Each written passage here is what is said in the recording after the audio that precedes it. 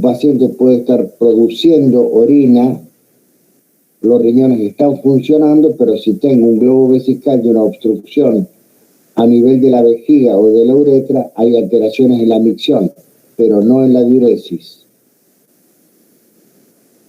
Esas son las diferencias de término para que tengan clara. Una cosa es diuresis, otra cosa es micción. El primer síntoma habitualmente que tenemos es dolor, y el dolor va a ser el agudo o dolor capsular. Segundo, el dolor lumbar crónico, y el tercero es el dolor reno-ureteral, que es el cólico. Por lo tanto, el dolor parenquimatoso del parénquima renal, que es un dolor típicamente visceral, no está inervado el parénquima, por eso lo que va a doler va a ser la cápsula. Cuando hay una distensión de la cápsula del riñón, eso es lo que va a doler. Por lo tanto, tiene todas las características del dolor visceral. Agudo cuando es menos de 15 días, crónico cuando es más de 15 días. Y finalmente el cólico ureteral, que tiene las características de todo cólico de vísceras huecas. Aparece y desaparece, aparece y desaparece, aparece y desaparece. Hasta ahora vamos bien. Entonces, ¿cuáles serían los diagnósticos diferenciales del cólico renal semiológico? Puede llegar a ser una pielonefritis, puede ser un dolor músculoesquelético, pero no tiene la característica del dolor cólico. Una apendicitis, típicamente síndrome fosa ilíaca derecha, pero también que es el punto ureteral medio. Uno es cólico y el otro es permanente. Colecistitis, cuando la colecistitis o la vesícula está no en el hipocondrio derecho, sino que está sobre el flanco derecho, entonces puede simular un dolor cólico renal. Los divertículos pueden estar ubicados en colon derecho, colon izquierdo, pueden estar ubicados en colon sigma, por lo tanto pueden también simular un dolor de flanco o de fosa ilíaca derecha o izquierda. La ruptura del aneurisma abdominal, que por supuesto el estado general del paciente con shock hipovolémico es la diferencia. El otro es la torsión testicular, que puede tener, duele el testículo, pero también está irradiado hacia la zona de fosa ilíaca y hasta el flanco. Y todos los problemas ginecológicos de lo que son la enfermedad pélvica inflamatoria es el principal diagnóstico diferencial con las infecciones urinarias.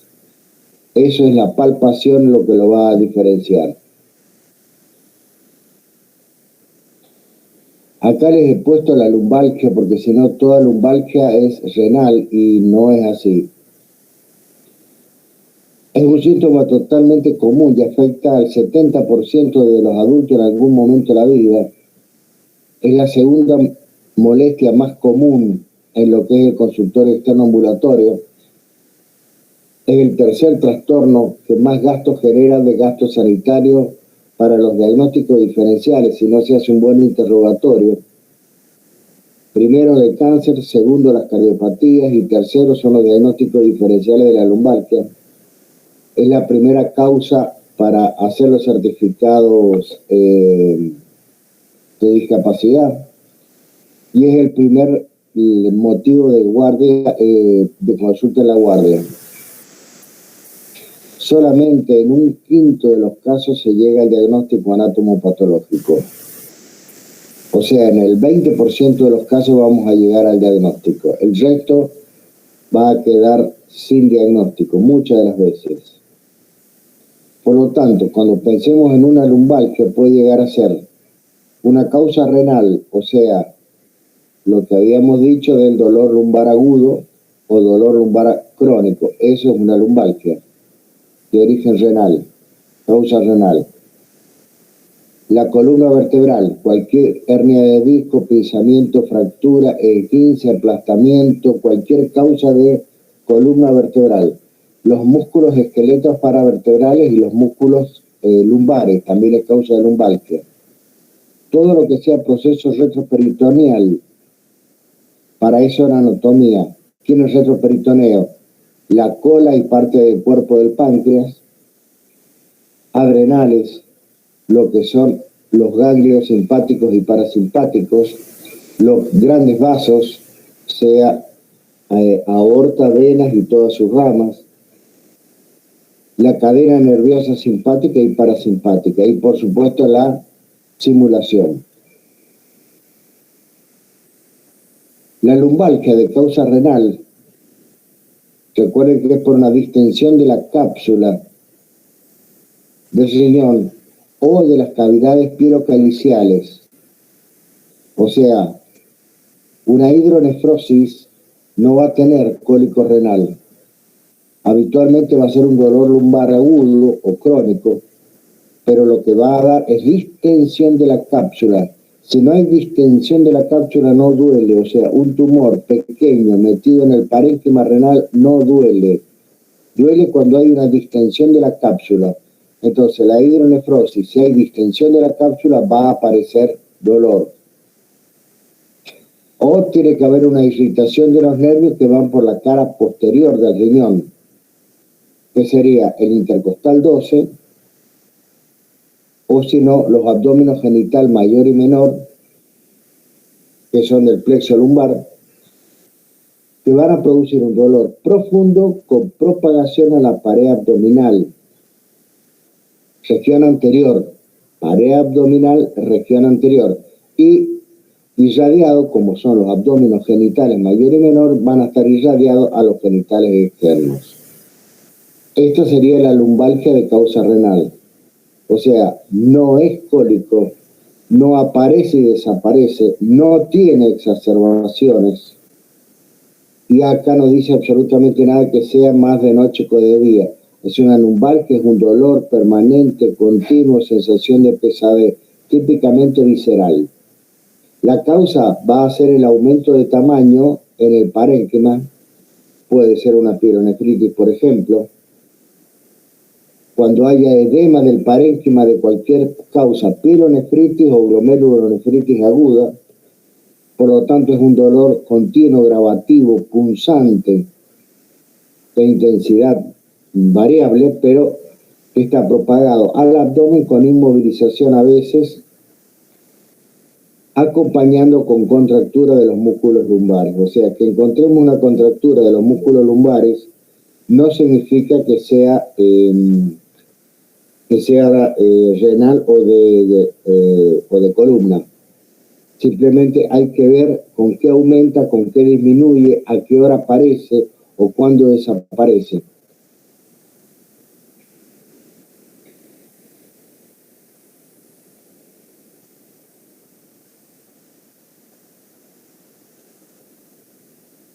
La lumbalgia aguda será por una distensión aguda de las cavidades pielocaliciales. Estamos de acuerdo que pielocalicial significa que hay una obstrucción en el uréter o en la salida del uréter en la vejiga o a la salida de la vejiga, o sea, en la uretra, será por un problema prostático o por un problema de cuello a nivel de cuello de útero en la mujer. La obstrucción puede llegar a estar en cualquier lado con distensión de la cavidad pielocalicial. Entonces, son dolores. Si es agudo, puede llegar a ser muy intenso. Intermitente. Para los dolores intermitentes aplicamos las mismas reglas que para las fiebres intermitentes, recurrentes, remitentes. Exactamente lo mismo. Por lo tanto, intermitente significa que no llega a cero. Siempre hay un dolor permanente que puede exacerbarse.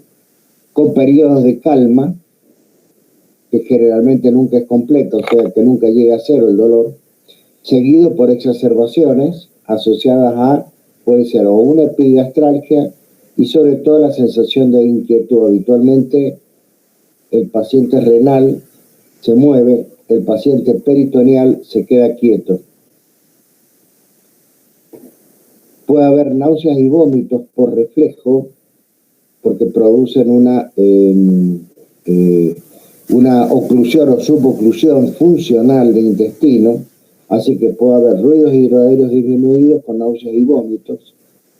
Las molestias para micción, no diuresis, sino por molestias para micción, o sea, de disuria, polaquiuria, el síndrome febril o sepsis directamente, una urosepsis por una pielonefritis aguda, y el signo entonces de la cama deshecha cuando aparece el cólico. O sea, si es una pielonefritis pura, no va a haber cólico. Pero si hay una ureterohidronefrosis con un lito enclavado en uréter, va a aparecer el cólico. ¿Qué es lo que significa? El paciente se moviliza. Se moviliza permanentemente porque no encuentra ninguna posición antálgica. El cólico no tiene posición antálgica. El cólico renal. Si aparece un dolor cólico, podrá aparecer hematuria por un lito, o la hematuria puede ser entonces por un pedazo de parénquima renal o de tumor renal que se ha desprendido, o por un coágulo que está tratando de salir por la vía urinaria. Entonces, la lumbalgia aguda es un dolor de parénquima visceral. El cólico es una obstrucción a nivel del uréter, sea por un lito, por un trozo de parénquima, sea de un tumor, o sea la punta de la pirámide de Malpighi cuando son las nefritis intersticiales por analgésicos, o sea un coágulo que está tratando de salir. Dos cosas distintas. Uno es un dolor visceral, el otro es el dolor cólico. La otra cosa para diferenciarlo es, yo tengo una apendicitis retrocecal ascendente. Apendicitis retrocecal ascendente. Hay dolor intenso en la presión en el centro de la región lumbar, con propagación a la fosa ilíaca derecha. Por supuesto, la sensibilidad y la especificidad del signo es baja, pero hay que buscarlo. Es en la región media de la región lumbar, en la mitad de la región lumbar. Eso es cuando hay una apendicitis retrocecal con un dolor reflejo a retroperitoneo. No lo tengo en el síndrome de la lumbalgia por causa renal.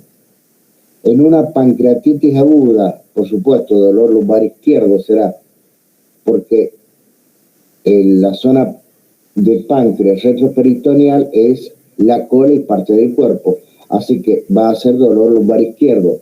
No entra casi dentro de los diagnósticos diferenciales de la lumbalgia derecha, sino es lumbalgia izquierda. Y va a coexistir generalmente con un dolor en hemiabdomen superior, anterior. O sea, epigastrio, hipocondrio derecho, izquierdo. Es el dolor en barra anterior de la pancreatitis aguda, junto con un dolor lumbar izquierdo. Esto sería en una pancreatitis aguda o en un cáncer de cola de páncreas. La lumbalgia bilateral es el dolor que se llama en barra, que tiene muy poco valor diagnóstico para enfermedad renal. La mayoría de las veces no es renal. Hay que buscar desde causas musculares, costales, neurológicas, pero renal es muy poco probable. La lumbalgia en barra, o sea, izquierda, columna y derecha, es muy poco probable que sea renal. Lo más probable es que sea o simulación o dolor articular de las sacroiliacas o vertebral. Hasta ahora vamos bien.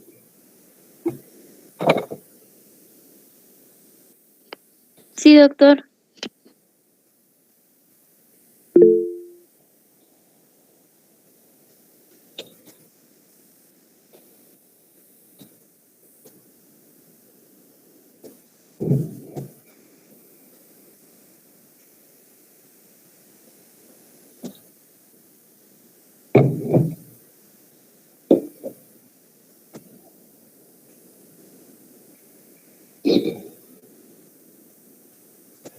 Bueno, entonces, el dolor lumbar agudo, o sea, el dolor capsular, siempre es de la cápsula, acuérdense, el dolor lumbar del parénquima no está inervado, o sea, tiene una inervación visceral nada más, por lo tanto es con todas las características de los dolores viscerales, es capsular. Uno será de inicio brusco, continuo, durante horas o días, o sea, no es un dolor que lleva urgente a la guardia en 2 horas. Las etiologías, todas las enfermedades del parénquima, no tiene irradiación genital porque no es cólico, no tiene síntomas vesicales habitualmente, no hay síntomas vesicales, no es un dolor cólico, no tiene relación con el esfuerzo, ni tiene relación con los movimientos de tronco, que esto siempre hay que buscarlo. O sea, porque el paciente haya levantado algo pesado, no le duele el riñón.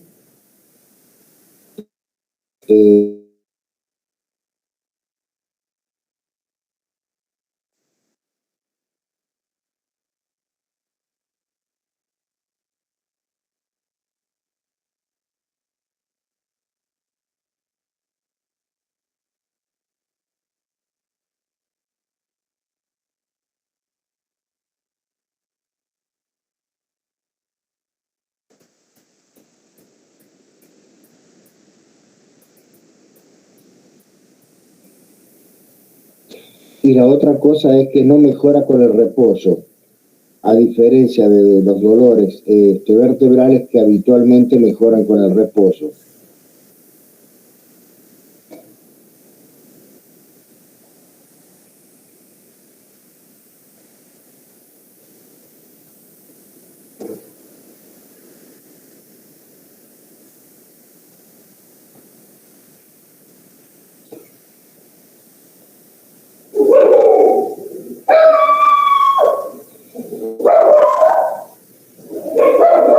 Bueno, los dolores lumbares crónicos es una lumbalgia que lo sienten como pesadez o dolorimiento con exacerbaciones o acalmia, pero no es cólico. Puede llegar a haber algún momento que están más aumentados, más disminuidos, que puede molestar a veces en la micción, pero es tipo gravativo, o sea, es sordo, permanente, muy raramente que fuera urente. A veces puede disminuir con el decúbito sobre la zona lumbar dolorida o directamente apretándose sobre la zona lumbar dolorida. Esto es el dolor sobre todo o cuando hay un quiste muy importante, o sea, cuando hay un tumor, sea quístico, sea sólido, pero es habitualmente un dolor de tumor. No tiene relación con el esfuerzo, o sea, no tiene nada que ver con levantar cosas pesadas, no tiene relación con los movimientos del tronco, y lo más habitual puede ser o una poliquistosis, que es lo más común, o un tumor de riñón. Y la patogenia es el aumento del tamaño del riñón con una distensión de la cápsula.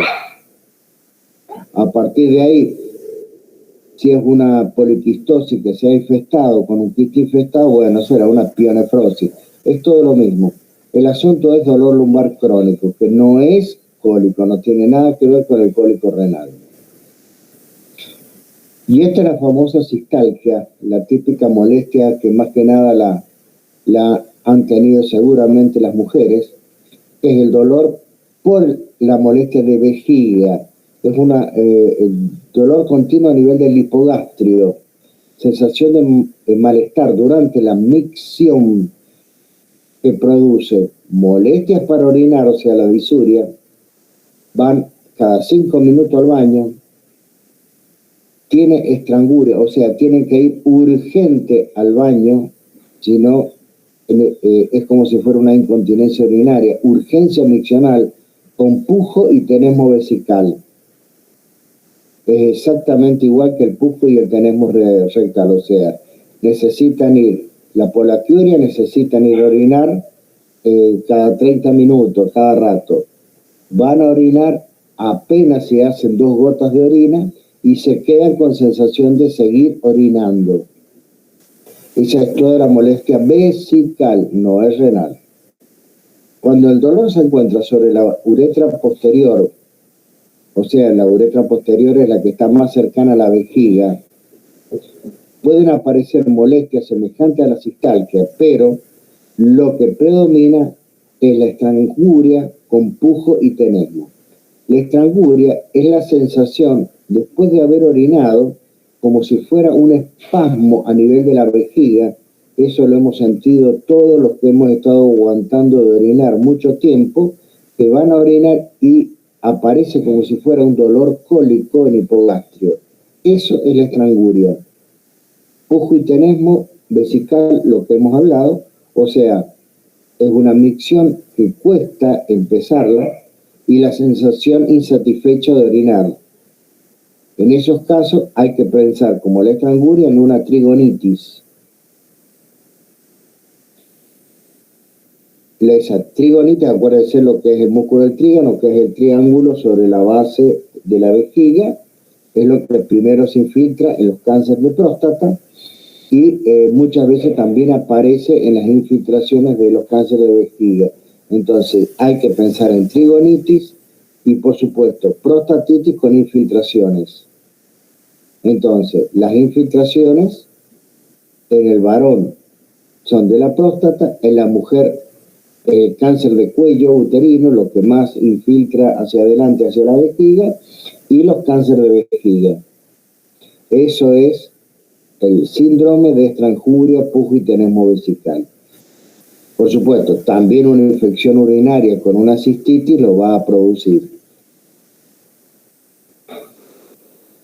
El cólico renal, entonces, lo que es más característico es el cólico del trompo o el cólico de la cama deshecha, porque el paciente se moviliza permanentemente, no hay ninguna posición que lo calme, y lo que produce es, aparte de mal humor por el dolor, el paciente no está quieto en ningún momento, está permanentemente en movimiento, aunque no lo calme, pero produce mucha angustia y ansiedad, está permanentemente en movimiento.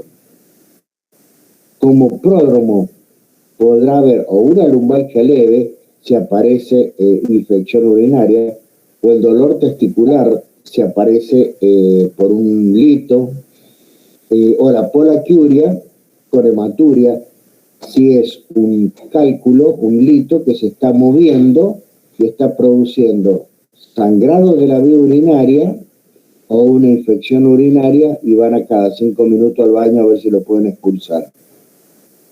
Muchas veces post ejercicio, habitualmente el dolor, el cólico renal es post ejercicio, sobre todo cuando hay ejercicios de tipo paddle, tenis o con salto, donde se moviliza el cálculo, puede empezar el cólico renal. Si no, el cólico renal aparece a primera hora de la mañana cuando hay éxtasis urinario y aumenta la precipitación de la orina. Durante la noche no vamos a orinar habitualmente, hay un éxtasis urinario, aumenta la precipitación de la orina y se moviliza algo el cálculo. Entonces puede aparecer a primera hora de la mañana o si no aparece durante el ejercicio. Es raro que aparezca a lo largo del día. Un dolor que aparece a lo largo del día cuando la persona se está movilizando probablemente sea una lumbalgia de costo muscular, de origen costo muscular. Si es una lumbalgia, un cólico alto, puede haber una lumbalgia aguda con irradiación a flanco y genitales externos y estará asociado entonces con las molestias digestivas por parálisis intestinal, o sea, un cuadro de suboclusión, náuseas, vómitos, ruidos hidroaéreos disminuidos y hasta un hilo paralítico. Siempre que haya cólico renal, es el pasaje de un lito o un coágulo o un trozo de tumor hacia el uréter. Si es el tercio superior del uréter, el dolor será lumbar o a nivel de hipocondrio, derecho o izquierdo, o como mucho flanco derecho o izquierdo. El lito a nivel del tercio medio o inferior del uréter suele aparecer la irradiación genital típica. O sea, es claro que puede haber un cólico renal sin irradiación a genitales cuando es superior, y puede haber la irradiación a genital, significa que es de tercio medio o de tercio inferior. Y la otra cosa es el cálculo ubicado a nivel de la unión urétero-vesical, o sea, cuando está bien abajo tratando de salir a la vejiga, produce con frecuencia los síntomas de una trigonitis. Acuérdense que el trígono era el triángulo y las bases están la salida de los dos uréteres. Entonces lo que va a producir es la irritación del trígono. Polaquiuria, disuria, urgencia meccional, la estranguria, o sea, el paciente tiene deseo de orinar y no puede orinar y aparece como un espasmo cuando termina de orinar, con pujos y tenesmo. Eso es el lito cuando está ubicado en la salida, o sea, cuando, en la entrada, perdón, de la vejiga, o sea, al final del uréter. ¿Se entiende lo que estoy diciendo, chicos? ¿Por qué no me lo hacen saber por el chat? A ver, o estamos yendo muy rápido.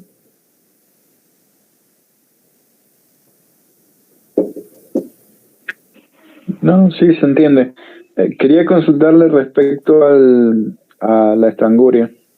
Si es un dolor que se puede manifestar, ¿cómo se siente ese dolor? Porque no sé si tenemos percepción del dolor a nivel de la vejiga. Quiero decir, por ser un órgano visceral y todo eso. ¿Se siente de la vejiga o se siente, por ejemplo, en el piso de la pelvis? El dolor en la estranguria es lo que ustedes sienten cuando no pueden ir a orinar y aguantan la orina, y después de orinar aparece como si fuera una sensación de cólico en la parte inferior, o sea, retropubiana, y en la parte inferior de los genitales. Lo que hace la vejiga es, al evacuarse, hace como si fuera un dolor cólico, es bien cólico, de la vejiga y la parte de la uretra. Son unos minutos y después desaparece. Ese es el dolor típico de la trigonitis, del espasmo del trígono. Bien, ¿y el paciente cómo lo referiría?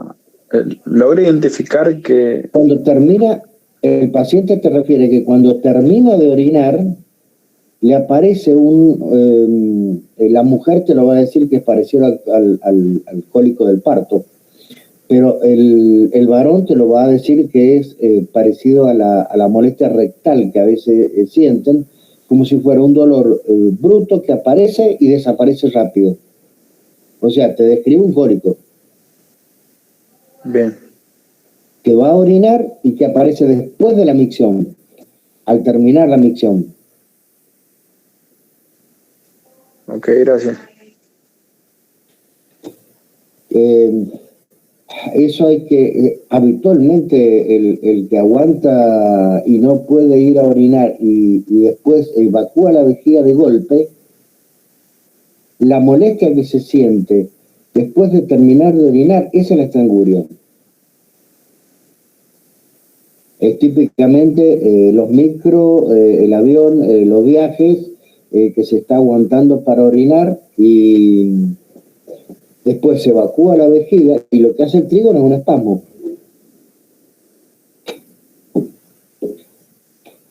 ¿Quedó claro, Emiliano? Sí, doctor, soy yo. Sí. Desgraciadamente hay que sentirlo o hay que verlo, pero siempre hay que tenerlo en la cabeza. Eso implica irritación del trígono y la molestia es retropubiana y en los genitales, o sea, es en el miembro o en la parte de la uretra femenina. Bueno, después cólico renal, esto ya está. Esto es para que los pongamos de acuerdo en los nombres. La micción es la expulsión de la orina, voluntaria o no, o con una sonda vesical, pero es expulsión de la orina, no es producción, es expulsión de la orina. Normalmente la micción son entre 200 a 300 mililitros por micción, más o menos 50 mililitros, por supuesto. Por lo tanto, habitualmente vamos a orinar 5 veces por día o 6 veces por día. Son 5 veces por 300 mililitros, son 1500 mililitros. Esto significa que el volumen de la vejiga máximo son 300 mililitros. Cuando a la mujer, para controlarle el embarazo, le hacen tomar orina, o a los varones, por cualquier causa, se le hace tomar la orina, el volumen de la vejiga es aproximadamente 300 mililitros. Eso es micción. Diuresis es producción de la orina. Y la diuresis es 1 mililitro kilo hora. 1 mililitro kilo hora. Perdón, es 1 mililitro por minuto. El día tiene 1440 minutos, por lo tanto la orina es 1500 mililitros al día aproximadamente, o sea, es 1 mililitro hora. Perdón, es 1 mililitro por minuto. 1 mililitro por minuto. Entonces, la diuresis y la producción de la orina, 1 mililitro por minuto. Y eso significa 1,5 litros de producción de orina al día, 1500 mililitros. La micción es la cantidad de expulsión de la orina. Por lo tanto, si un paciente tiene una diuresis normal, pero no expulsa la orina, lo que va a tener es un globo vesical, o una retención urinaria cuando tenga micciones, pero tenga globo vesical.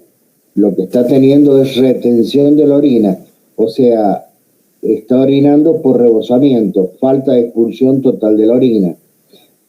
La causa no importa, ya la van a ver en neurología: obstrucción del cuello, hipertrofia o adenoma de próstata, o un lito enclavado, o un cáncer de cuello cuello uterino en la mujer, o lo que se está viendo cada vez más son las vejigas neurogénicas de los diabéticos.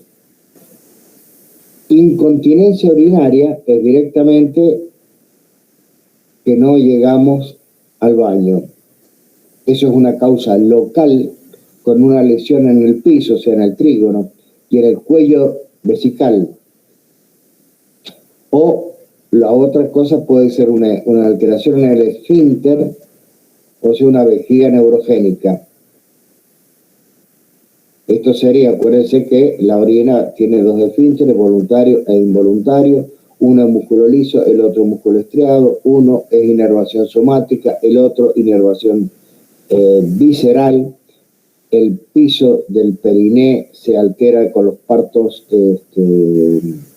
de la mujer, y las alteraciones del cuello aparecen sobre todo con las hipertrofias benignas de próstata y con las infiltraciones de los cánceres de próstata y por supuesto de cuello y de vejiga. Eso es incontinencia urinaria. Se escapa la orina. Los grados de incontinencia lo verán eso en urología. La otra cosa es la disuria, es cualquier dificultad en la micción, la disuria. El término es muy amplio, es una dificultad en la micción. Puede ser, le cuesta comenzar, le cuesta seguir la micción, o tiene goteo miccional permanente. Es cualquier dificultad de la micción. Por lo tanto, la disuria para la infección urinaria tiene más sensibilidad que las cintas reactivas. Las cintas reactivas miden lo que son los nitratos bacterianos. La disuria tiene más sensibilidad que las cintas reactivas. Hay que darle bolilla o de infección urinaria o de que alguna alteración en la anatomía está pasando. En la mujer en edad fértil, la disuria tiene el 70% de sensibilidad y especificidad para una infección urinaria. Baja, por supuesto, o cistitis. O sea, la disuria es un síntoma que sirve, pero hay que preguntarle bien para saber bien si es disuria, es incontinencia, es pujo, es tenemo o una estranguria.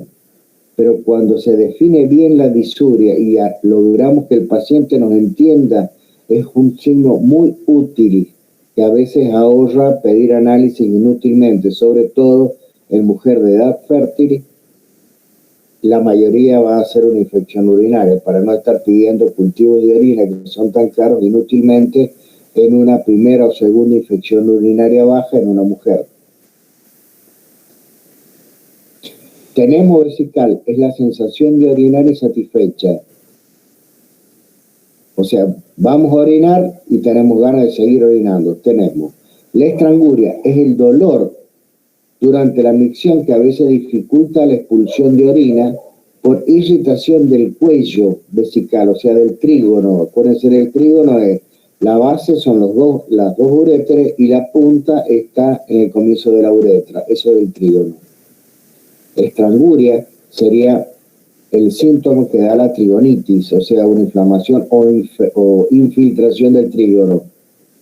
Entonces, puede ser o a nivel de la salida de los uréteres o directamente del cuello vesical, o sea, la uretra.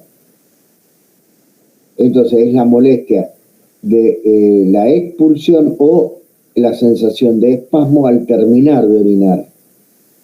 Y la poliaquiuria es el aumento del número de micciones. Bueno, está muy sensible.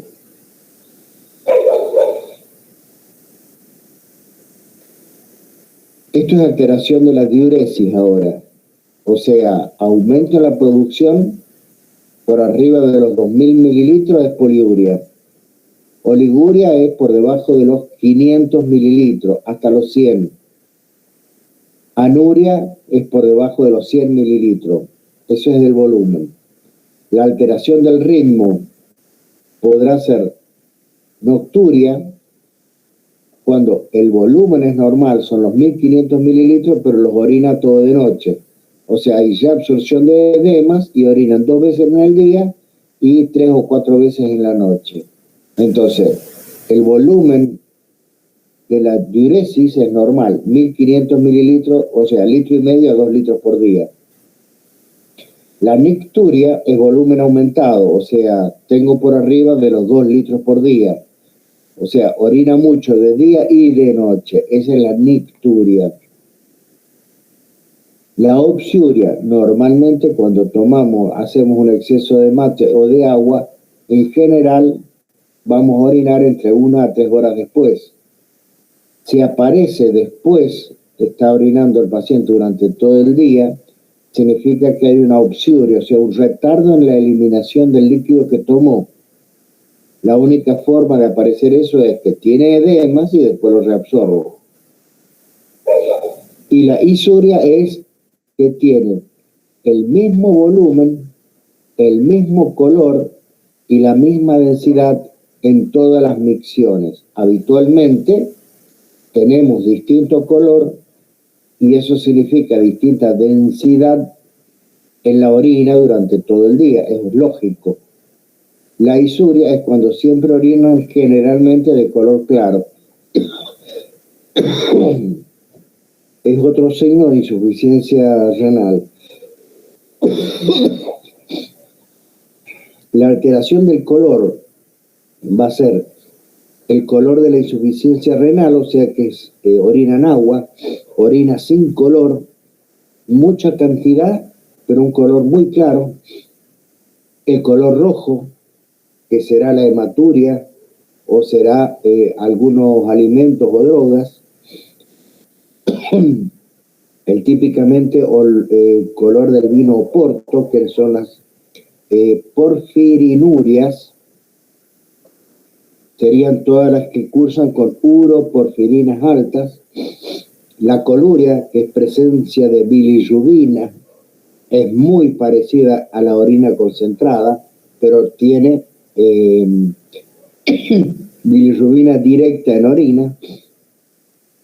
El color negro, eso es difícil verlo, pero es en las alcaptonurias, en las argirurias, o sea, presencia de plata en la orina, o en los melanomas con metástasis en vejiga.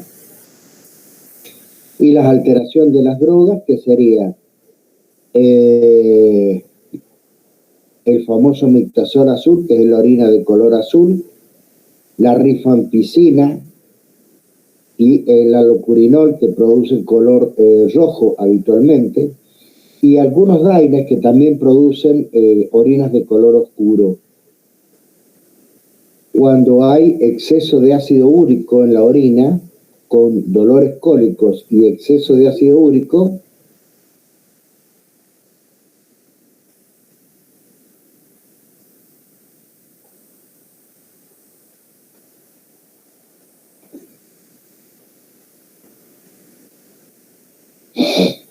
cuando aparece exceso de ácido úrico también va a aparecer, por ejemplo, mucho sedimento en la orina.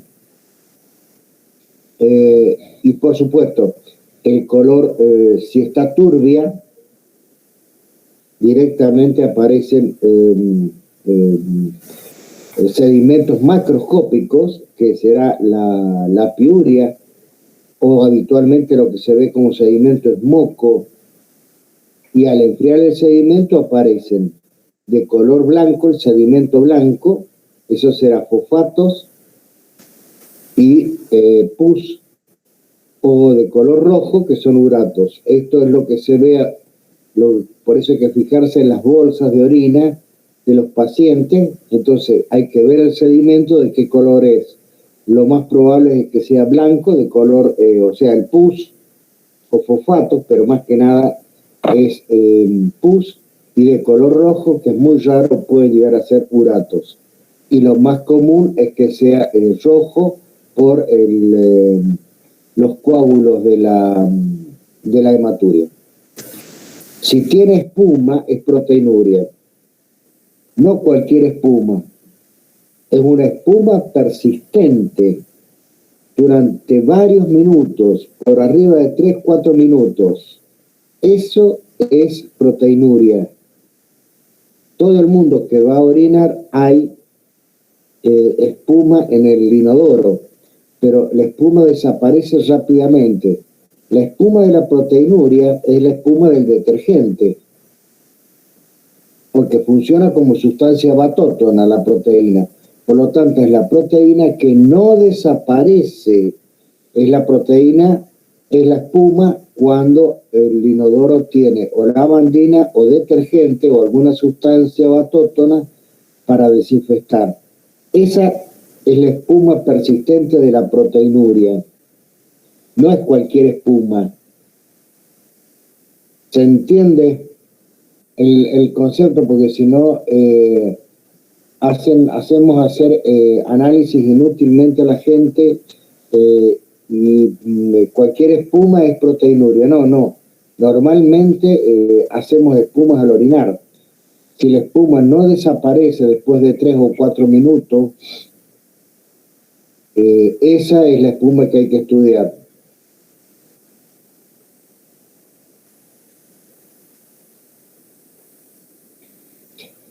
La disuria es lo que dijimos, la dificultad entonces a la micción, pero en cualquier momento puede ser en el retardo de la iniciación, o una micción prolongada, o una micción con esfuerzo, que también estamos hablando de una estranguria, o una micción dolorosa, que sería la estranguria. De acuerdo a algunos aparece el dolor, pero es más que nada es la sensación de espasmo doloroso, la interrupción brusca del chorro miccional, cuando hay un lito o un coágulo que interrumpe la uretra y se corta la micción, el chorro miccional, o una micción en dos tiempos, o sea, hay una válvula en la uretra o un lito en la uretra que está cortando la diuresis.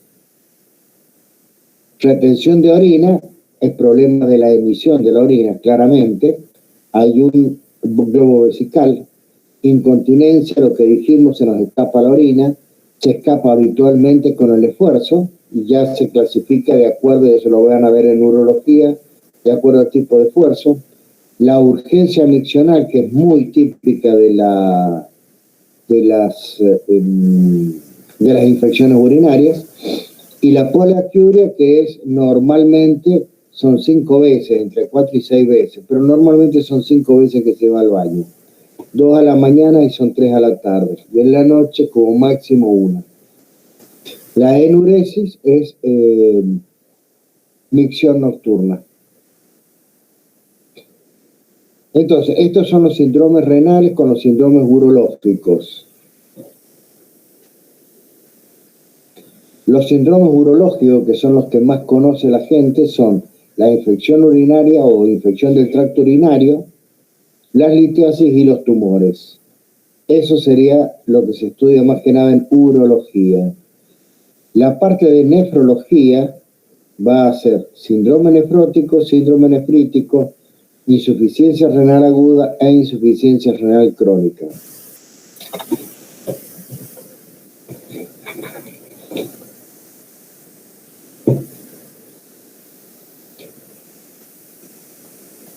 Entonces,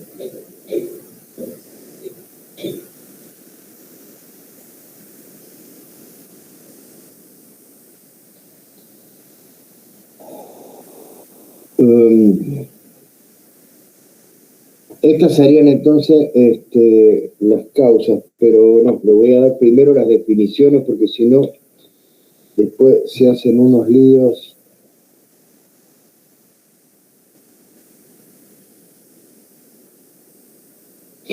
Esta es la definición de síndrome nefrótico. Es una proteinuria por arriba de 3,5 gramos al día. O sea, son 3.500 miligramos al día. O un índice proteinuria, creatininuria por arriba de 3. O lo que es lo mismo, 40 miligramos hora por metro cuadrado si es un niño. ¿Queda claro lo que es síndrome nefrótico? Es proteinuria, se define por la proteinuria, más de 3,5 gramos al día. O más fácil, el índice PC que se hace con la primera orina de la mañana.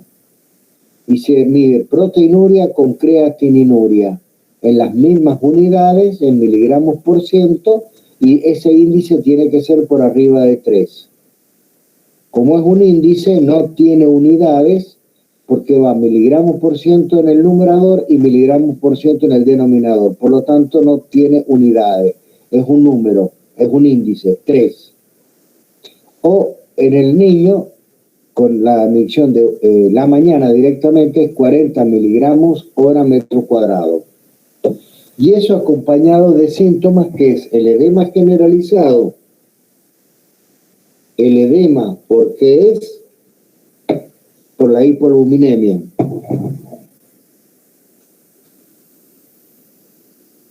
Entonces, ¿qué otros edemas conocen por hipoalbuminemia? A ver si no lo hacemos tan aburrido esto, porque esas clases magistrales son totalmente estúpidas. ¿Qué otra causa de hipoalbuminemia conocen?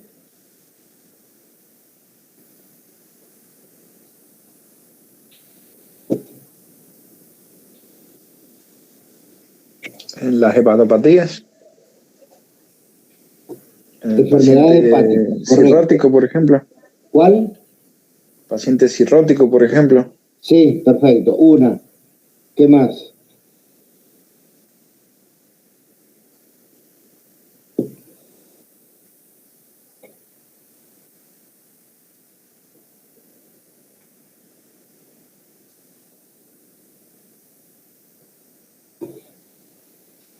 A ver, se las voy a escribir a ver si hay alguno que esté despierto. ¿Alguna otra parte del Emiliano? Profe, ¿la desnutrición también puede ser? Desnutrición, perfecto. ¿Qué más?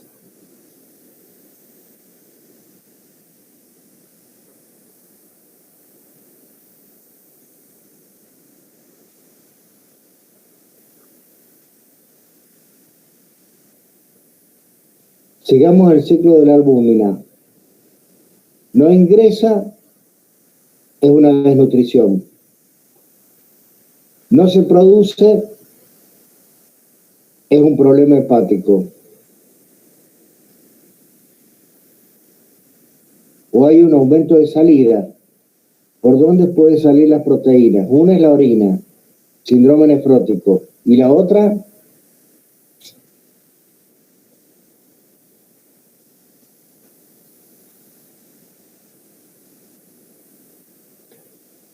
son los síndromes de mala absorción o mala digestión. Son todas claro, causas de hipovolemia. Creí que entraba en la malnutrición. Perfecto, malnutrición o directamente síndrome de mala absorción. Todas las causas, todos los edemas van a tener la misma característica. Por lo tanto, no repitamos las mismas características que ya han visto en la semiología de los edemas. Es un edema de hipovoluminemia, son exactamente igual. Entonces, lo único que lo va a definir es a dónde está, y está en la orina. Eso significa más de 3,5 gramos al día de proteína o un índice de PC por arriba de 3. Y la otra cosa es el síndrome nefrítico, para que lo tengan claro, porque si no se hacen también unos líos. El síndrome nefrítico, que está caracterizado por la hematuria, pero esta hematuria tiene que estar con cilindros hemáticos. Es una hematuria glomerular. Hematuria glomerular. Y la hematuria glomerular está caracterizada por cilindros hemáticos. Esos cilindros hemáticos pueden estar reemplazados por glóbulos rojos dismórficos, o sea, con alteración de la forma por arriba del 10%. Entonces, a ver, los que están pensando, si yo tengo una hematuria, puede venir de la vejiga, de un cáncer de vejiga, una metástasis de un cáncer de cuello en la vejiga, puede venir de un cálculo que está rodando, puede venir de un tumor que está sangrando. Eso no es síndrome nefrítico. La hematuria del síndrome nefrítico es la que tiene cilindros hemáticos o glóbulos rojos dismórficos. Entonces, ¿qué otra característica, a ver si lo piensan, qué otra característica va a tener el síndrome nefrítico? ¿La sangre coagula o no coagula?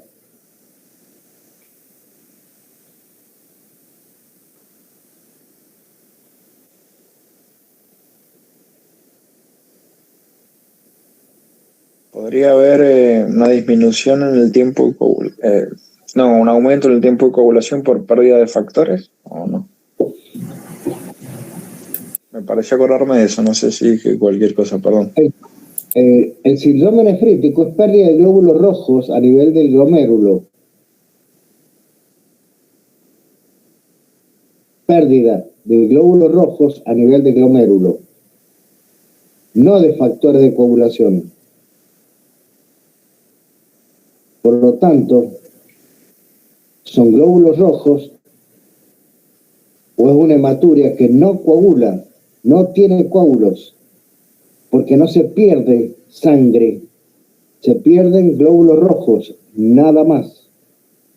Entonces, cuando yo vea una sangre con coágulo, eso es urológico hasta demostrar lo contrario.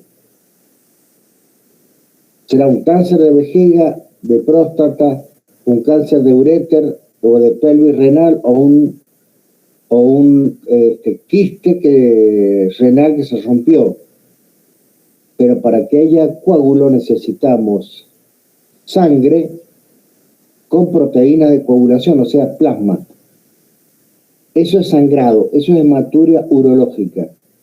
El síndrome nefrítico es una hematuria que yo la veo color rojo o la veo al microscópico por arriba de las 15 glóbulos rojos por campo, pero que no coagula porque no hay proteínas de coagulación. Entonces, esa es una característica fundamental. Habitualmente con disminución del filtrado glomerular. Por lo tanto, oliguria y por lo tanto hipertensión y edema. ¿Eso está claro? Sí, doctor. Esperemos que eso les quede claro, porque si no,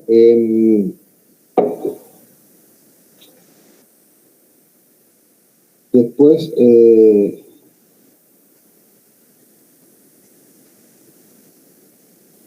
bueno, esto es otra de las cosas que muchas veces es interesante saber, las causas de los síndromes nefróticos de acuerdo a la edad. El síndrome nefrótico, que a ustedes le van a servir, el resto será que haga nefrología, pero si no, por debajo de los 15 años, la causa más común es cambios mínimos. Y la segunda causa, glomerulosclerosis focal y segmentaria. En edad fértil de la persona, la primera causa son las membranosas.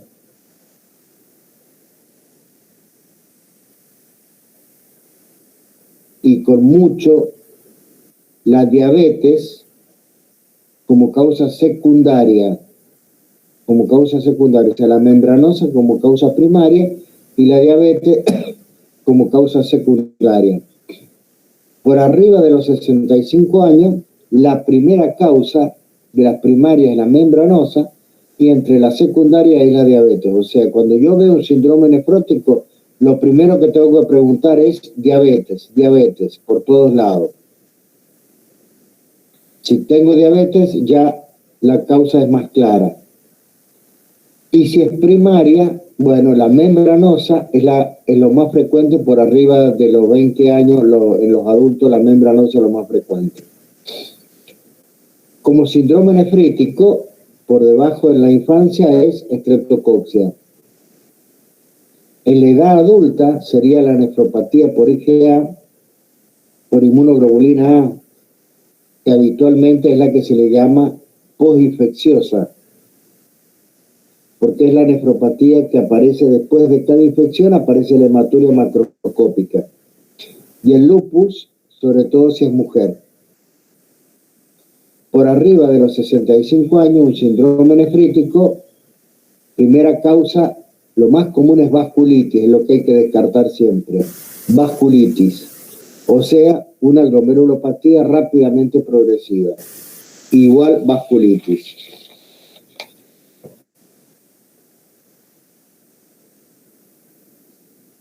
¿Está claro más o menos eso? La otra cosa...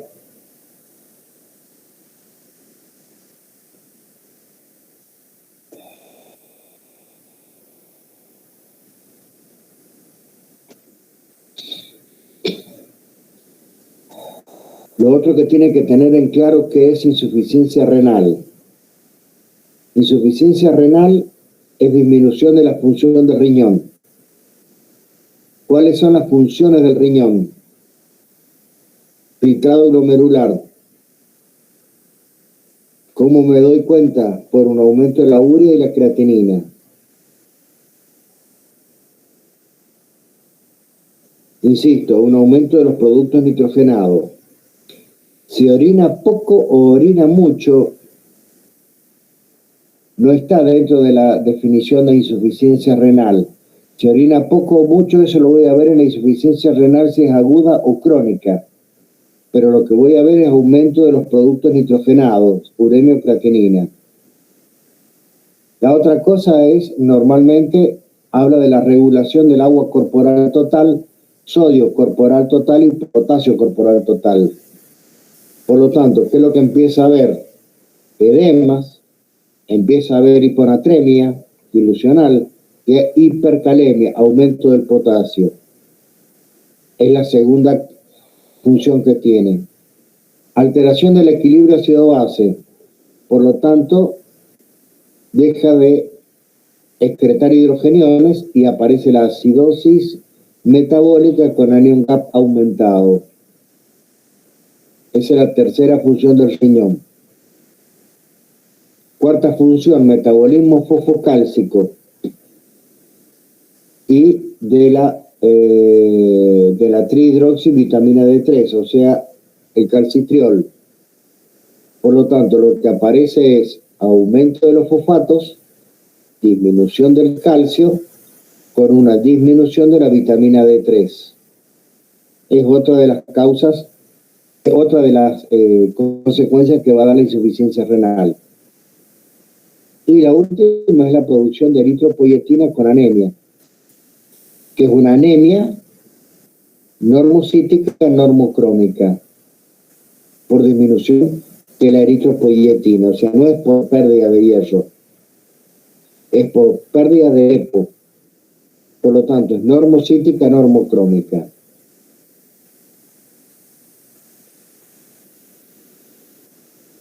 Luego, si es una insuficiencia renal aguda, ahora es aumento de la creatinina por arriba de los 0,3 miligramos por ciento en 2 días, o un aumento de la creatinina por arriba de 1,5 veces en 7 días. O sea, la creatinina normal es 1 miligramo por ciento. La insuficiencia renal aguda es el aumento de 0,3 miligramos por ciento en 2 días. O sea, si el paciente tenía de base 2 miligramos, será 2,3. O que aumente 1,5 veces en 7 días. Si el paciente tenía 2 miligramos de base, aumenta a 5 miligramos, eso es una insuficiencia renal aguda. Y el otro es el criterio de diuresis, una disminución de 0,5 mililitros kilo hora en 6 horas. Por lo tanto, la insuficiencia renal aguda, la definición es o por los valores nitrogenados o por el volumen de diuresis con sonda vesical. O sea, para evitar todos los problemas de micción. Esto es para ver estrictamente la diuresis. ¿Queda claro la definición? Sí, doctor. Porque lo que hay que definir ahora, lo más habitual, son las insuficiencias renal crónica más aguda, que es lo más común. Entonces, esta es la clasificación que se utiliza ahora directamente, que son los criterios Rifler: riesgo, injuria, falla, pérdida e insuficiencia renal crónica. Esto es para la insuficiencia renal aguda. El riesgo, el paciente, fíjense que puede estar no oligúrico u oligúrico. O sea, un paciente puede estar orinando y puede tener insuficiencia renal aguda, o puede dejarnos de orinar. Lo más común es que deje de orinar, por lo tanto, disminución de la diuresis.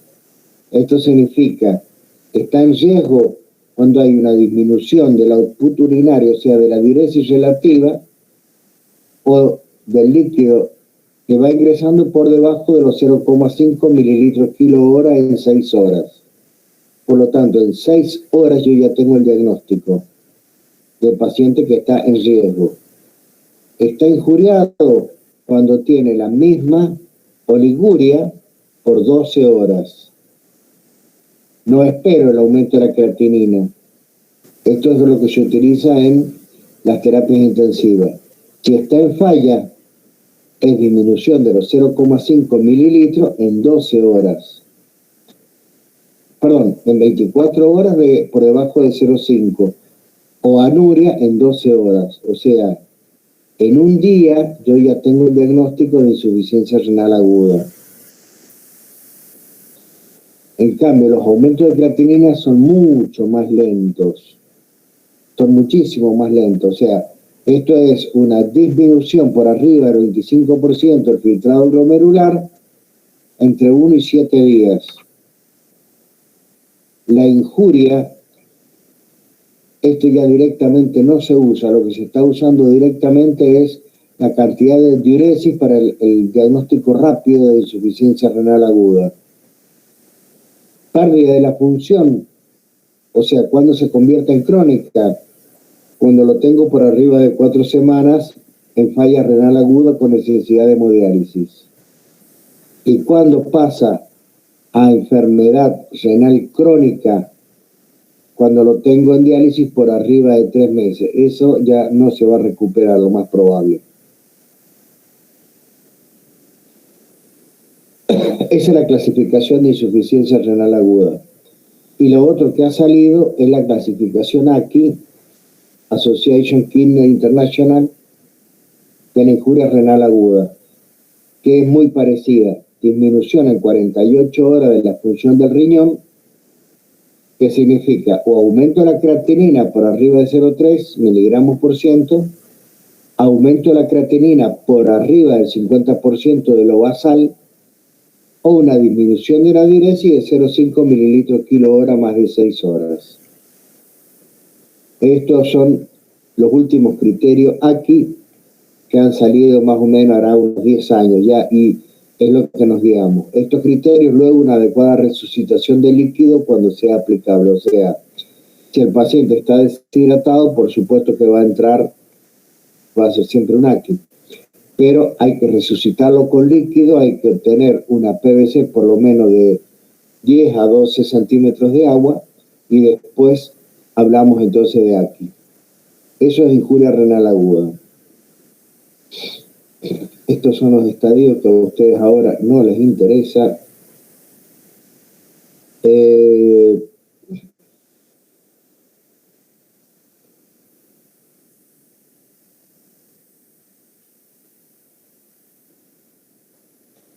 Y empezamos insuficiencia renal crónica.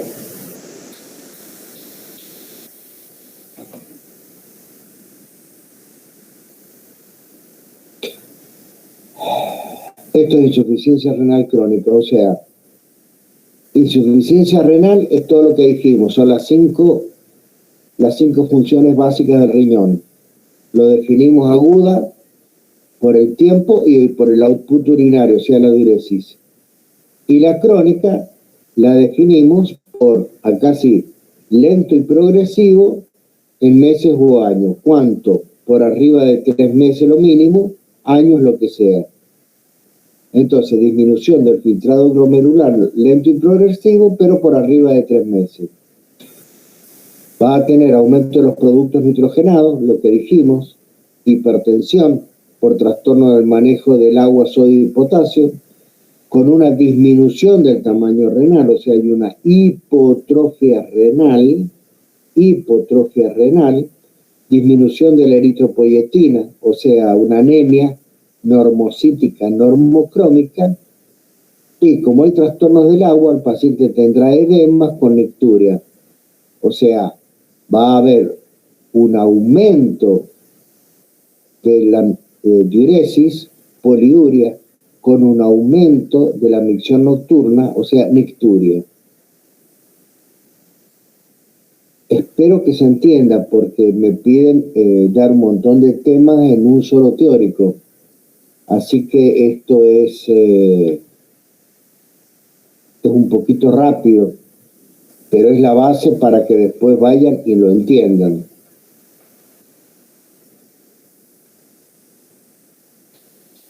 La enfermedad renal crónica con el tiempo es tan común como la insuficiencia cardíaca. Por lo tanto, es algo que todos los pacientes que hagan clínica van a ver en algún momento. Entonces, algunas cosas respecto a declarar de la definición. Alteraciones estructurales o funcionales por arriba de los 3 meses, que dijimos tiempo, 3 meses. Hay anormalidades en la función del riñón o en la estructura del riñón, con o sin disminución del filtrado glomerular. Entonces, esto es lo que se está intentando hacer respecto de enfermedad renal crónica. A ver si acá tengo la clasificación acá. Estos son los estadios de enfermedad renal crónica. Y esto, a partir del 3, es la insuficiencia renal crónica. Entonces, la insuficiencia renal crónica la voy a calificar la disminución del filtrado glomerular cuando el clínex de creatinina está por debajo de los 60 mililitros por minuto. Les vuelvo a repetir, insuficiencia renal crónica leve es cuando el clínex de creatinina está por debajo de los 60. Ahí empieza la insuficiencia renal y será insuficiencia renal crónica leve entre los 30 y 60.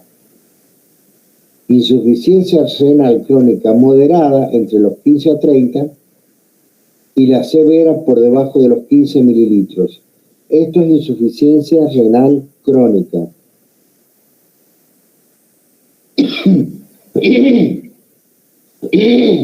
Lo que se está tratando de imponer es el concepto de lo que es enfermedad renal crónica para empezarnos a preocupar antes de que esté la insuficiencia renal. Una vez que está la insuficiencia renal es irreversible. Entonces lo que se está tratando de hacer es el concepto de enfermedad renal crónica, de acuerdo al valor de clínex por arriba de 3 meses, o sea que sea estable. Daño renal sería con un clínex normal, por arriba de 90 mililitros. ¿Qué es lo que significa estadio renal, enfermedad renal crónica estadio 1? El paciente lo que tiene es o una propensión a infecciones urinarias, o un riñón poliquístico, o una agenesia renal con, por ejemplo, riñón único. Entonces tiene un solo riñón que hace el trabajo por los dos, con un clínex de por arriba de 90 mililitros, no tiene insuficiencia renal, pero a corto plazo la va a tener. Entonces la idea es empezar a darle importancia al paciente para que no llegue a la diálisis, que es tan cara. Estadio 2 de la enfermedad renal crónica. Estamos hablando de enfermedad renal, no de insuficiencia, sino enfermedad renal. Hay cuando un daño renal leve, pero la disminución es de entre 90 y 60. O sea, es un riñón poliquístico, un paciente hipertenso, un paciente con diabetes, un paciente que empezó con diabetes y proteinuria, con una disminución del filtrado glomerular, ya tiene una enfermedad renal, no insuficiencia todavía. La insuficiencia aparece, se le llama insuficiencia cuando está por debajo de 60 mililitros, o sea, ¿qué es lo que sería? Y la mitad de la función normal. Normalmente la función de un riñón, de los dos riñones, es de 120 mililitros por minuto. ¿Se entiende cuál es el concepto? Sí. Bueno, entonces, chicos, a los demás los veo muy callados. Pregunta. Un paciente trasplantado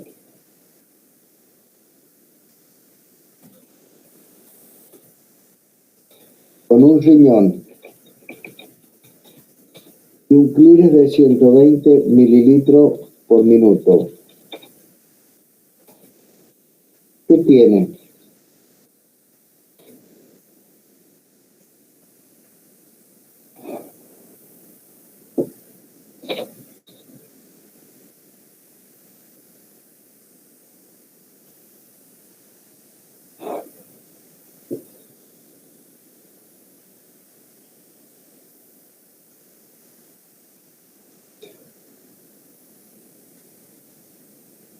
¿Tiene insuficiencia renal?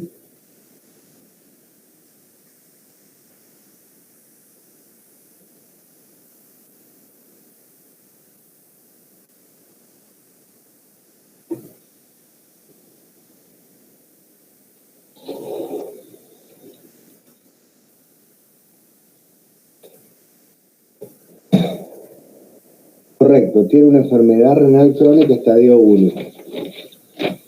No tiene insuficiencia renal, pero sí tiene una enfermedad renal crónica estadio 1. Entonces, de la insuficiencia renal aguda, dicho los cuatro, todos los cuatro síndromes básicos,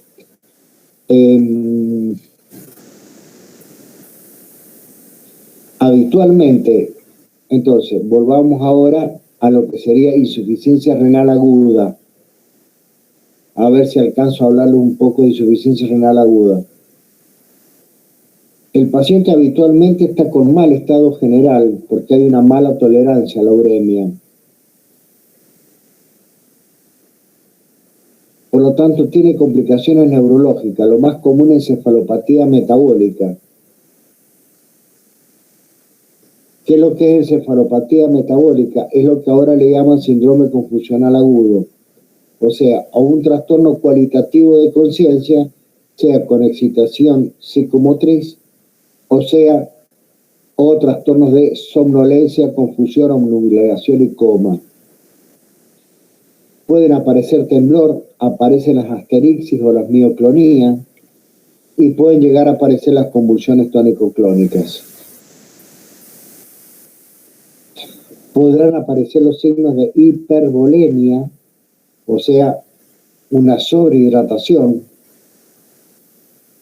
dependiendo entonces de la oliguria que tenga. O sea, podrá tener hipertensión con hipervolemia. Podrá tener una arritmia por el aumento del potasio. La mayoría serán supraventriculares. Y lo otro que van a tener los pacientes son intoxicación por drogas, o se intoxican con digital si están tomando, o se intoxican con cualquier tipo de droga porque disminuye el clearance. Y la pericarditis, que es la otra causa, es una causa bastante frecuente de insuficiencia renal, pero bueno, por suerte cada vez la vemos menos por el comienzo rápido de la diálisis. Las complicaciones pulmonares van a ser un edema agudo de pulmón de origen cardiogénico, o sea, edema agudo de pulmón, o no cardiogénico, o sea, un síndrome de distrés respiratorio del adulto con trastorno de la compliance. Por lo tanto, alteración funcional restrictiva con defecto de la difusión. Finalmente, hipoxia con insuficiencia respiratoria. Complicaciones infecciosas que van a ser frecuentes. Trastornos gastrointestinales de náuseas, vómitos por el aumento de la uremia. Ese es el síndrome de insuficiencia renal, ¿no es cierto? Estamos viendo las hemorragias digestivas, que son muy frecuentes. La diuresis puede estar disminuida, normal o alta, dependiendo del estadio de la insuficiencia renal. Y a nivel ácido base lo que va a tener es una respiración de Kussmaul, o sea, acidosis metabólica, con hipercalemia. Lo más probable, potasio alto, y lo más probable, sodio bajo. O sea, que esté diluido por la hipervolemia. O sea, una anemia normocítica normocrómica, blancos altos seguramente, tendencia a la hemorragia por trastorno de la función de la plaqueta, todo lo que son los índices renales alterados, o sea, una densidad baja, y los residuos nitrogenados altos con aumento de la uremia y aumento de la creatinina. El aumento del potasio, con todo lo que significa el aumento del potasio, típicamente la TPQ de lo que hay que acordarse con el QRS de ensanchado. Acidosis metabólica, aumento del fósforo, disminución del calcio, el aumento del magnesio y el aumento del ácido úrico. O sea, no todo aumento del ácido úrico es gota. Todo lo que sea renal aumenta el ácido úrico. Y ahora, con insuficiencia renal crónica, dentro de lo que es la clínica, entonces, lo más común son pacientes inmunodeprimidos, por eso hay que vacunarlos. Tienen intolerancia al frío, exactamente igual que un hipotiroidismo. Hace la osteodistrofia renal. Tienen tendencia a la hiperglucemia con aumento de la resistencia periférica a la insulina. Pero en los diabéticos lo primero que se ve es una disminución de la necesidad de insulina. O sea, en los diabéticos hacen hipoglucemia porque tienen la insulina o las drogas que no se limpian, por lo tanto tienen tendencia a la hipoglucemia. Pero si es un paciente que nunca ha tenido diabetes, lo que también tiene es resistencia aumentada a la insulina. Hay un aumento del catabolismo de las proteínas musculares, por lo tanto tienen hipotrofia muscular, aumento del ácido úrico, aumentan los triglicéridos, no el colesterol, aumentan los triglicéridos. Por lo tanto, el colesterol no les sirve de diagnóstico de factor de riesgo cardiovascular en la insuficiencia renal crónica. Acá lo que les aumenta es los triglicéridos, inclusive el colesterol va a estar disminuido, porque el colesterol depende de la dieta y habitualmente comen mal estos pacientes. Entonces tienen aumento de los triglicéridos con colesterol bajo. Están desnutridos, probablemente tengan albúmina baja. Si son niños, alteraciones en el crecimiento y desarrollo. Y los trastornos del eje hipófiso tiroideo adrenal, con infertilidad, impotencia y aborto seguramente. Las alteraciones neurológicas, que es muy importante, es la encefalopatía metabólica, o sea, trastornos de conciencia, o síndrome confusional agudo, como dijimos, es una de las causas más importantes de laxitud, de astenia, de fatiga. Y la neuropatía periférica es una causa, junto con la diabetes, las causas más frecuentes de la polineuritis. De ahí hasta las convulsiones, con trastornos en el gusto y trastornos en el olfato. No tiene nada que ver con el coronavirus, sino son trastornos en el gusto y en el olfato crónica. Por eso no comen muy mal. Prurito generalizado, que no es sarna, es prurito generalizado típicamente en la noche, con el calor, en la espalda, y es una picazón que no calma con nada. Eso es por trastorno del metabolismo fosfocálcico. Y las otras cosas que puede haber es el hipo, famoso hipo.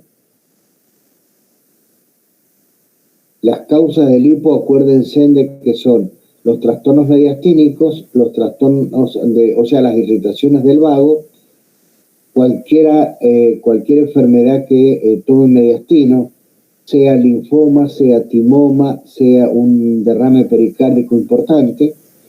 Y dentro de las causas generalizadas va a ser las encefalitis, las meningitis y las encefalopatías metabólicas, como la insuficiencia renal crónica. Y las policerositis, que significa que puede tener pericarditis, pleuritis y ascitis. O sea, derrames pericárdicos, derrames pleurales y derrames peritoneales. La parte entonces de los trastornos líquidos y electrolitos, que es la hipercalemia con todas las alteraciones que produce el potasio, acidosis metabólica con la respiración de Kussmaul, que es lo que más tienen que saber, aumento del fósforo y disminución del calcio, hipertensión, las pericarditis con la policerositis y derrame pericárdico, la anemia por la disminución de la eritropoyetina, y los trastornos gastrointestinales, que son muy comunes, náuseas, vómitos y las hemorragias digestivas altas. Entonces, síntomas precoz habitualmente es la debilidad y la fatiga. Y precozmente lo que tienen es aumento en la producción de orina, la poliuria con la nocturia, la anemia, insuficiencia cardíaca porque manejan mal el volumen y por la hipercalemia, y la acidosis metabólica con la respiración de Kussmaul. La hipertensión, una ateromatosis acelerada con una ateroesclerosis acelerada, por lo tanto tienen una macroangiopatía, aunque no sean diabéticos, acelerada, con dolores precordiales coronarios, dolores periféricos por las claudicaciones intermitentes y problemas cerebrales por los ACV que producen. Insuficiencia cardíaca izquierda, tanto diastólica como sistólica, pero se ven mucho las insuficiencias cardíacas diastólicas, las arritmias por las hipercalemias y la fibrilación auricular, y las pericarditis con derrame pericárdico. Bueno, el resto, la otra cosa, acuérdense del color pálido terroso, típicamente de la insuficiencia renal. Es un paciente pálido por la anemia, con coloración amarillo biliosa por los urocromos. Y pueden tener la hiperpigmentación, que a veces parecen Addison, porque tienen o un exceso de hierro endovenoso, o hacen una hemocromatosis secundaria al hierro, o por el aumento de la melanoestimulante. La otra cosa es xerodermia, típica piel seca. La mayoría de los dializados tiene piel seca, y esto es otra causa del prurito que tienen importantísimo. Lo otro que se está viendo por el tiempo que duran los pacientes, ha mejorado la calidad de la diálisis crónica, es la foliculitis perforante o la enfermedad de Kirle, que es una hiperkeratosis folicular urémica. Si ustedes la buscan, la encuentran en los pacientes que llevan diálisis por arriba de los 10 años. Es sobre todo más frecuente en los diabéticos. Es una foliculitis perforante, o sea, son nódulos pápula encima de cada folículo piloso. Entonces hay que buscarlos en la zona donde haya folículos pilosos, típicamente en la espalda, en el pecho y en las piernas, en las regiones proximales. El prurito generalizado tiene una lesión primaria, o sea, es una causa de prurito sin hemateria. El prurito sin hemateria habitualmente o es renal o es biliar. Renal por la alteración, o sea, la xerodermia, la xerostomía, por la alteración del fósforo, por las hiperfosfatemias, y en la parte biliar, cuando hay retenciones biliares de ácidos biliares generalizados, típicamente cirrosis biliar primaria. Es el prurito generalizado sin hemateria. Son las dos causas más importantes de picación en el cuerpo, pero no hay ninguna lesión que se vea. El prurigo nodular, que es bastante raro, pero sí se pueden ver, con trastornos del sistema nervioso central, las polineuropatías y todos los signos de la hipervitaminosis A, porque habitualmente toman lo que les dicen, y una de las cosas que se produce es intoxicación por vitamina A.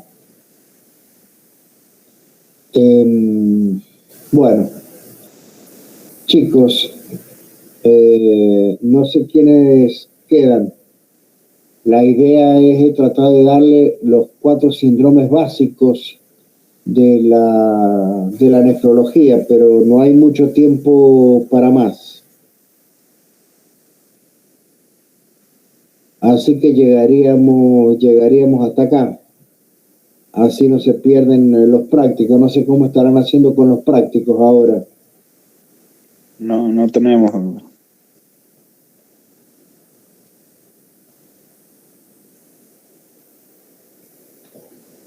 Sí, hay algunas comisiones que les toca a las mañanas de los viernes, por lo que tengo entendido. Bueno, bárbaro. La idea es, en teoría, tienen ingreso a las 10 de la mañana, así que no los quiero retrasar más. Cualquier duda, se conectan con la comisión de los recursantes, que ellos tienen mi WhatsApp, pero la idea es, si hay dudas, se puede volver a armar otra charla a la tarde, pero de a mucha gente, no personalizado, sino se reúnan de por lo menos 3, 4, 5 y hacemos y sacamos dudas de lo que les pueda ayudar a entender algo más de la parte renal, que claramente es muy larga. Pero bueno, en el caso de dudas, no charlas para escuchar. Las charlas para escuchar ya están todas en los libros, así que no tiene sentido repetir lo que ya está. Es cuestión de organizarles la cabeza con cosas básicas, nada más. Cualquier duda, se comunican conmigo, que los números los tienen los recursantes.